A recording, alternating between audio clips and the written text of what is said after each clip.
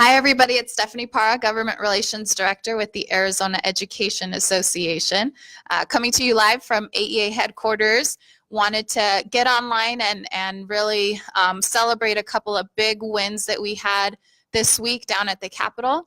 I want to thank all of our activists that took some time to call legislators and let them know, ask them to vote no on House Bill 2693. That was the loaded weapons on campus bill that did die on the Senate floor yesterday, 15-14. So that was a big victory for our schools, ensuring that our schools stay safe. We also had another legislative victory yesterday.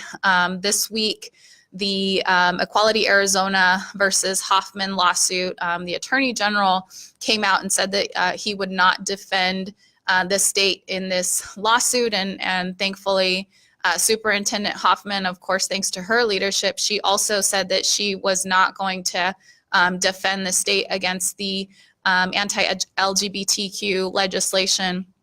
And as a result, the legislature acted quickly and swiftly this week to repeal ARS 15716C, which again is the anti-LGBTQ youth statute, and the governor immediately signed that yesterday. So two really big victories. And the next kind of big thing that we have, it's now the 13th week of the legislative session that we've wrapped up, and next big thing is the budget. A lot of conversations around what's going to end up in the legislative, the state budget this year.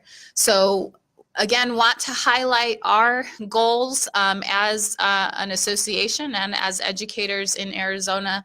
Our big goal has not changed. We still need $1 billion for K-12 education.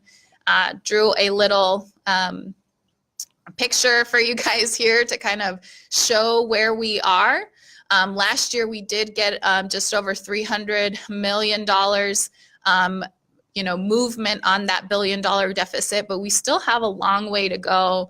And so our priorities for this budget are calling for the 20% teacher pay raise to come into budgets, into the fiscal year 20 budget this year.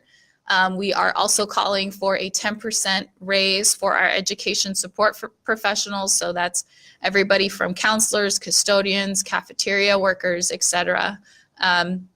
Everyone that it really takes to make a school function deserve a raise as well. We also would like to see an accelerated restoration of additional assistance that would bring in an additional $271 million into our K-12 system. And then, of course, you all showed the media this week what it really looks like in your classrooms when you don't have building renewal and building maintenance funds. And so we're calling for an increase in our building renewal grants to make sure that our schools are clean and are, we have textbooks that aren't torn, technology that's up to date, etc. All those things need to be maintained in our schools. And so we believe that our proposed priorities for this legislative budget will help us get there. So that's what we'll be advocating for. Stay tuned as we ask you all to take action around the budget in the next couple weeks. But again, we still have a very big goal of getting that $1 billion for K-12 education. So that's all I have for right now. Thank you guys for tuning in, and we will see you next week.